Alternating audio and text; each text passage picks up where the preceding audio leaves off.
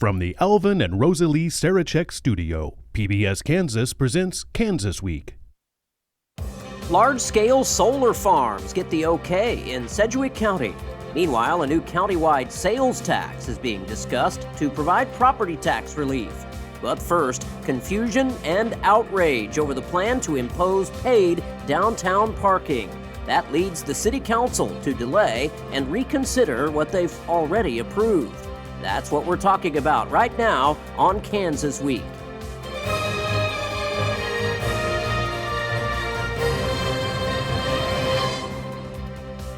Welcome to Kansas Week. I'm Jared Cerullo.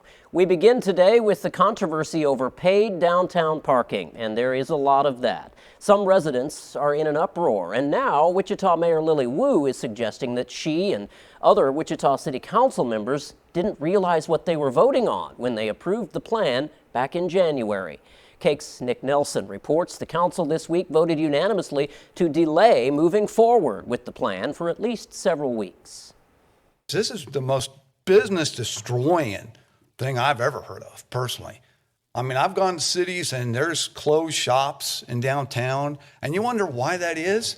Probably because you got to pay to park in those cities. Wichita citizens went before the city council to voice their disappointment in a new plan making paid downtown parking mandatory. At Tuesday's city council meeting, which was also the second public hearing on the city's proposed budget, Mayor Lily Wu explained that it may have been a procedural error that the parking plan was passed in the first place. Wu says the new paid parking plan stems from the overall ordinance on city parking, but she says the documentation didn't say anything about paying to park. If we were only going according to the printed packet, which as three council members or two council members and myself were going over just printed material, I would say that we have a procedural error in that we did not know that we were voting on a parking second reading. Wu says she and the council approved the issue on the consent agenda one day after she and two new council members were sworn in. However, members who were already on the council say this plan has been in the works for some time. We did discuss it again. So saying whether or not January 9th and if there was a technicality or you were only in office for a few hours, I understand that.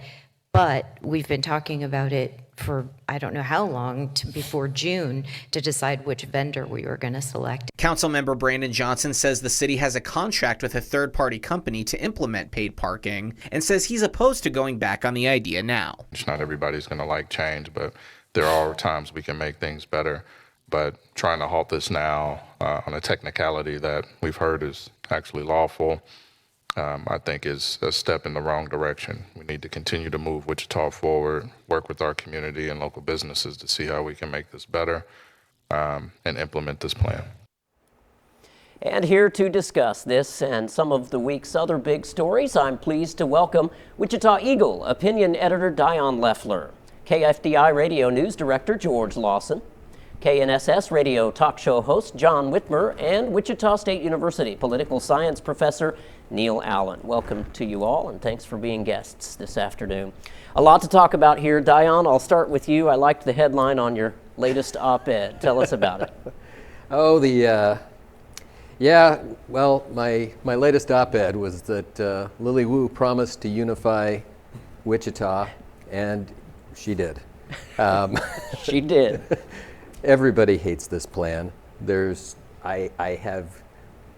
Everybody except Russell Arbin Fox, the Friends University professor, hates this plan. But I haven't seen the city this unified since 9/11. This thing just dropped like a rocket. And I went to these meetings over years. These meetings have been taking place over 10 years at least. And it was always like, we're just going to tinker with it. It wasn't, this blanket, every space that we own is going to be paid parking, and we are hiring an entire corporate police force. Out of state. From out of state, yes, from Boise, Idaho. Although the people they hire will probably be local people. But we're going to hire this corporate police force to come in here and they're gonna write everybody tickets. And it's like, when that became public as it is, everybody was like, no. Yeah. So, And I'm unsure about the economics of this. I mean, I live in Wichita. I spend a lot of time in downtown Wichita. And there are lots and lots of open parking spaces. And I'm not sure how much revenue will be brought in because parking is available, and also easy, cheap, sometimes free parking is a resource that Wichita has that I think is a selling point for both people who live in further out parts of the city or people who drive into Wichita for entertainment or shopping. And also downtown Wichita, which is where most of these spaces are, is a place where there's not that many people regularly during the day.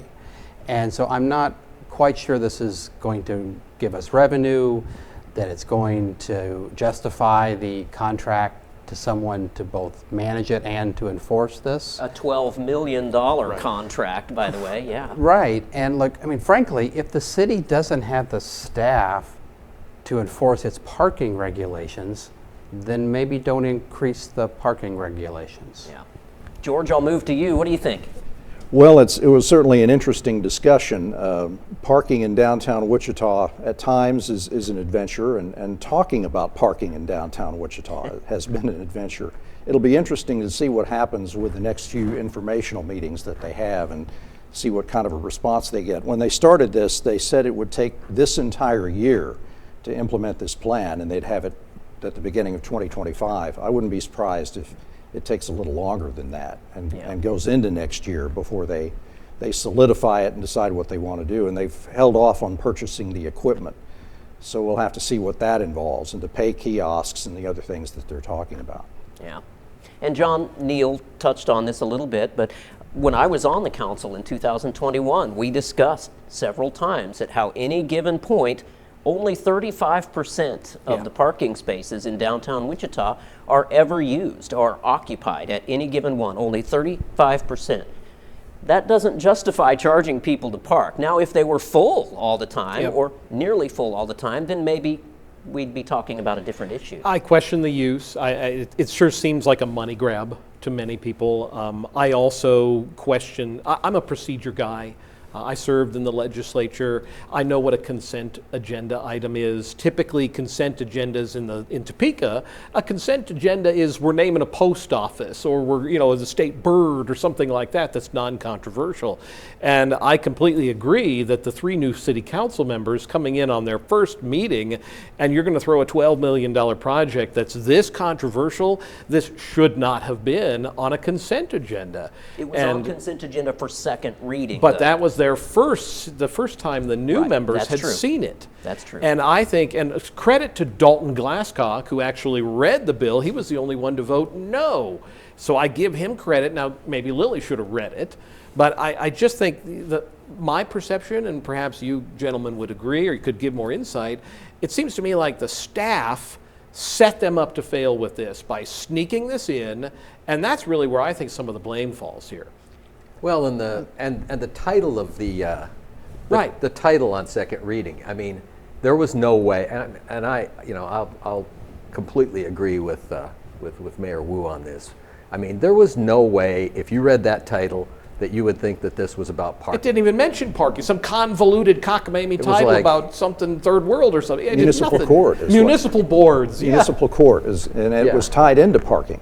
Yeah. But it was like amending a charter ordinance to amend charter ordinance number 235, was it? It was like that sounds very consent agenda nondescript. And I've been, I mean, my job for about the last 22 or 23 years has been deciphering this stuff on the agenda. So it's like, this is nothing. This isn't a new development of them doing this. I mean, it's if I had.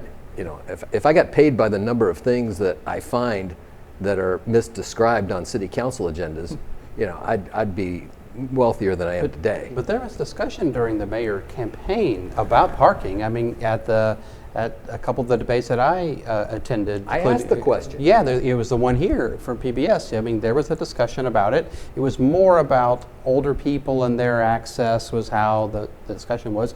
But Mayor Wu knew they were dealing with parking. But also, I mean, Wichita is a city where the council is weak, the mayor is weak, the staff is strong, and you're dependent upon the staff to maintain professionalism and democracy at the same time. And maybe this is a case where there wasn't enough focus on democracy. Or transparency in this case. I think the but we're bigger getting issue it here now. is being honest and being transparent. And it seems to me like the staff were really trying to almost pull a fast one on their elected bosses, for lack of a better term. And Dion, one last question before I move on. We have, as John mentioned, we have heard these accusations of these types of things happening before by design. Is that a performance issue with the city manager, Bob Layton? Is it? Do you think he did this by design? I think it's a performance issue throughout the organization.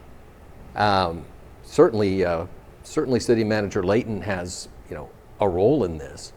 But, I mean, we elect council members to oversee these things. Yep. So, I'm not going to, I mean, there's plenty of blame to go around, and it's not just parking. It's narrowing the streets. It's, narrowing the streets down from 4 lanes to 2 lanes. The road diets. The road diet, yes, exactly. I mean, it's, and we are at the forefront of the possible selling off of city parkland when we have not enough parkland already.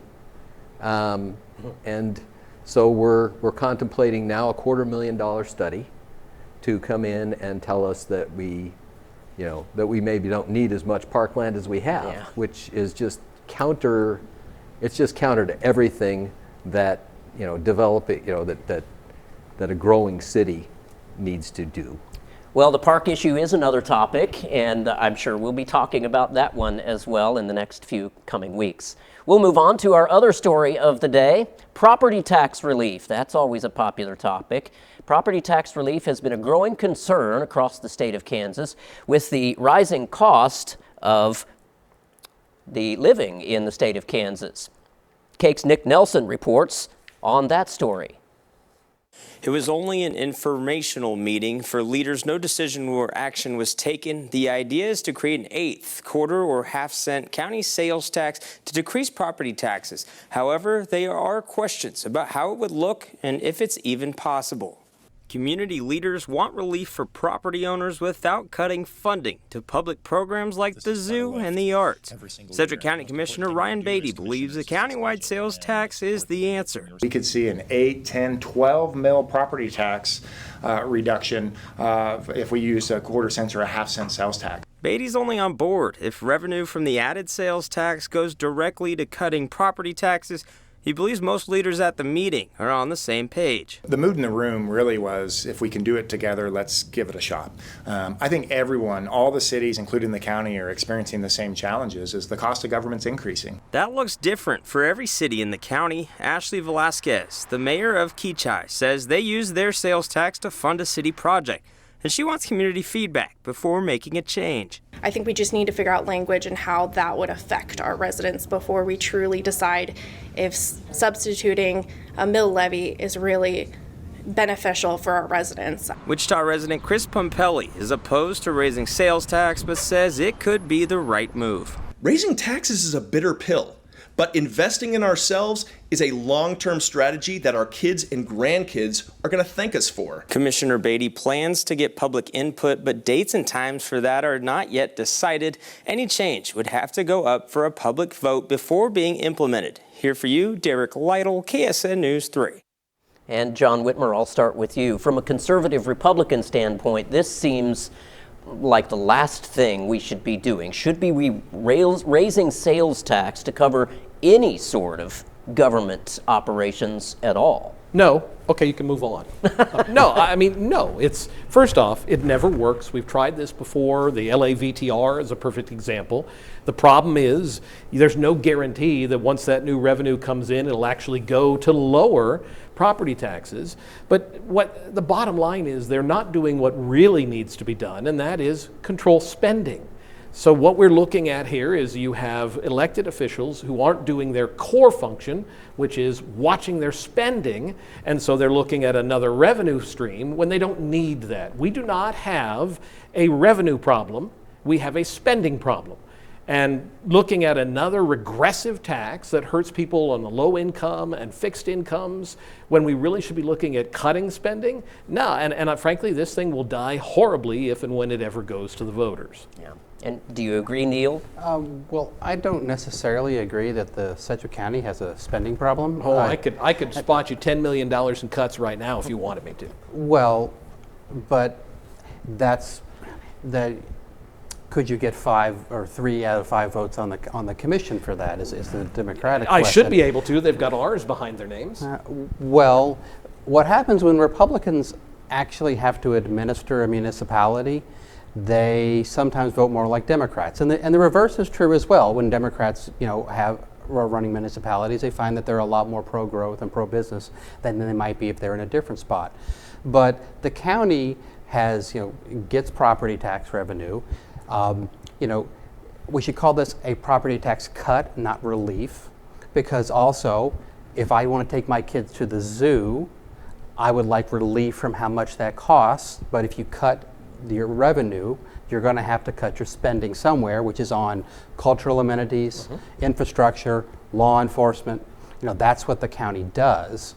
Now, and also, a sales tax is regressive. Property tax, depends on how it's constructed, is progressive, or it can be flat. We have homestead exemptions, so a lot of us pay fairly small amounts of property tax on the place that we live in.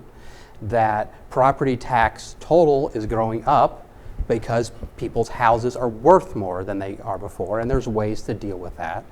But the idea of moving from property tax to sales tax is a way to take money from wealthy people and to reduce wealthy people's tax burden and put it on the middle class and the working class. But I agree with you, Mr. Whitmer, that I don't think this is going to pass a vote, because I don't think the citizens of Sedgwick County, even if you can convince them it's for property tax cuts, are going to want to increase their sales tax.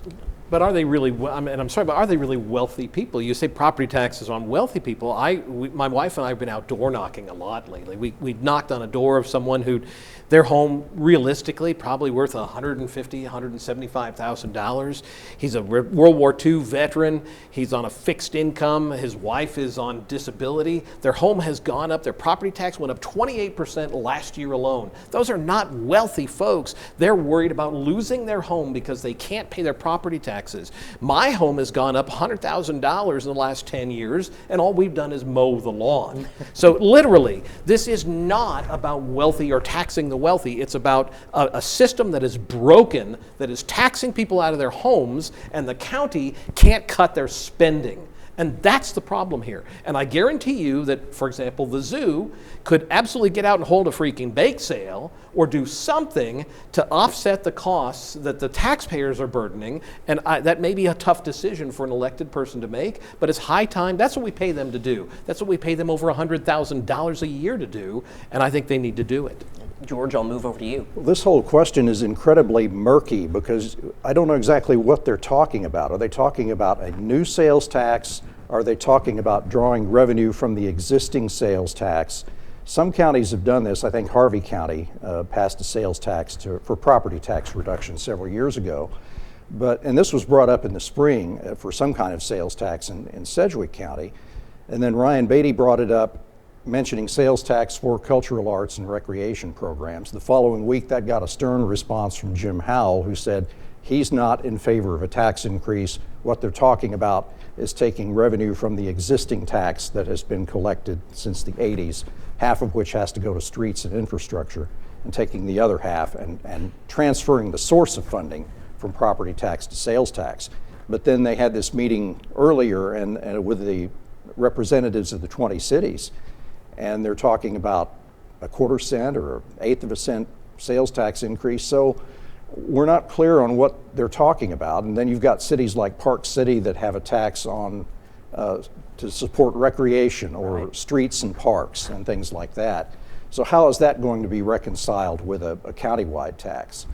We don't know. They've got a lot of questions to answer, and this is going to go well into the 2026 budget discussion. And Diane, within about a minute, the argument is that sales taxes are unreliable because they fluctuate, and often in a bad economy they can fluctuate down. Yeah. So well, the in a zoo bad may economy, not get $5 million. Well, in a bad economy, property values drop too.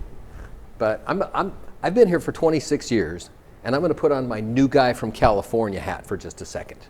Because where I came from, your property tax was set based on the price you paid for your house, and it could only go up so much per year. So I could sit down and I could say, okay, my property tax in 2050 is going to be this much. And that's a system that we should be looking at, because people are getting taxed out of their homes. Yeah. And, you know, as the property sells, as properties sell, and they do, you know, then the new buyers will pay at a higher rate, but you're not kicking people out of their homes because they can't pay their taxes. Yeah, right. Exactly. And we'll keep this discussion going, Neil, as well. When property taxes will fluctuate, and you touched on it a little bit with property tax, or property values, I should say, that most of the time go up. Even in a bad economy, real estate has always been, from my experience anyway, a good investment. Well, and especially recently, we've had an increase in home values, and that means that it makes sense to do tax adjustment so that at least what you're taxing people on is similar to what they had before. Because just because your house is worth a lot more doesn't mean that you can do anything about that, you know, tomorrow. But if we move a lot of our revenue on the county level from property taxes to sales taxes, we change who pays the taxes, we create extra cost upon retailers, and I think that it is, frankly, it will be a regressive move in total, and the people that will be the biggest beneficiaries will be those who have extremely high property values because they are very wealthy. And those will be the biggest beneficiaries, because those people are not spending that much money compared to everyone else. Yeah. The Sedgwick County Commission, John, has always, for many, many years, several decades at least, has always been Republican-leaning, conservative. Why do we now have Republicans talking about these typically non-Republican issues? Well, I think part of the problem is that there's only been a small minority of that commission. Jim Howell is a perfect example, who's been willing to actually cut. And that really is what it's going to come down to. And I know these cuts are hard. I've been in a legislative body that's tried to cut spending, but that's really what it's going to have to come down to. And you know, right now they're touting the revenue neutral rate, that we're not going to raise the mill levy, but every year when you continue to recapture these new revenues, it's effectively a stealth tax increase. The bottom line is they've got to start cutting spending, and you're right, it may be the soft issues like those cultural issues, but that's not the core function of government, and folks are hurting. All right, we'll move on. Large-scale solar farms could start popping up across Sedgwick County. The County Commission this week approved the rules and regulations to make that possible, as KAKE's Jocelyn Schifferdecker shows us. Jennifer Connolly wants to see more solar energy in Sedgwick County. She says it's better for the environment and a cheaper energy option. We need all the sources of energy we can get right now. The Sedgwick County Commission had two proposals in front of it. One, the Sedgwick County Metropolitan Area Planning Commission proposal, or the plan from Berkeley Group, an outside organization hired by the county. Connolly and others wanted the commissioners to pass the local plan. Not use an outside source, and that hasn't hardly been vetted for the consumer out there. We worked on this for months and months, and they're very sensible and very realistic. But Wednesday morning, the Sedgwick County Commission decided to pass the Berkeley plan, saying it gives clearer instructions. What we're really talking about today was the areas in the unincorporated areas, and it only impacts Sedgwick County, on where we would site a large solar project. Commissioners made several changes before passing the plan. 3 changes were 1,500 acres, going out to 6 sections, and being allowed to have a mile in between each one of them. May's Mayor Patrick Stiver says this protects cities from being taken over by large solar plants. We're pro-solar. We just didn't want it to be such a large thing, and we didn't want it in our backyard, so to speak. This decision puts an end in sight to the months-long pause of solar power in Sedgwick County. I think that very soon we'll see some applications for conditional use for large solar projects.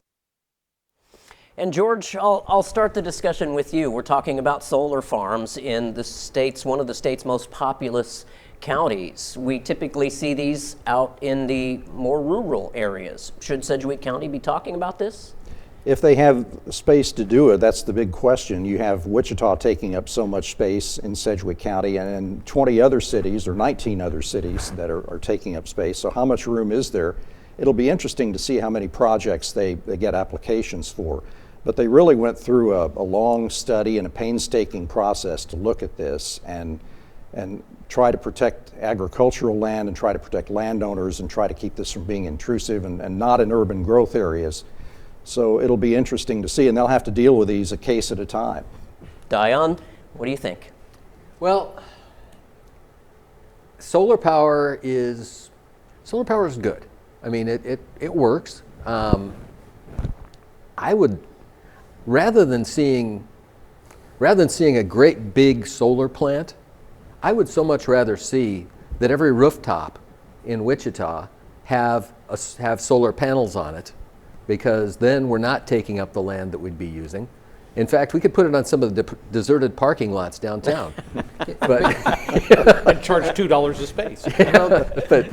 But actually, this is a situation where I wish we would just have Republicans just live up to libertarian principles. Well, because the county commission is for Republicans on it, and also if you have land that is suitable for solar, then you should be able to put solar panels there. We should change the state tax rules to say that you don't lose your agricultural exemption if you put a solar farm somewhere, which can help to get farmers to be more supportive. And also, if the land is there and the sun is there, we should let people build things. And it's not a factory, it's just a yard that you put a panel in. John, 15 seconds. I will tell you, I did a lot of door knocking in the 3rd Commission race, and the folks in Andale and Colwich are pretty opposed to this. So good luck. All right.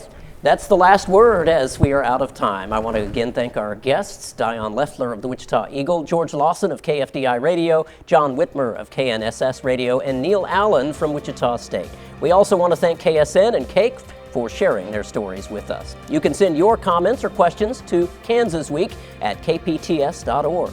I'm Jared Cerullo. Thanks for watching.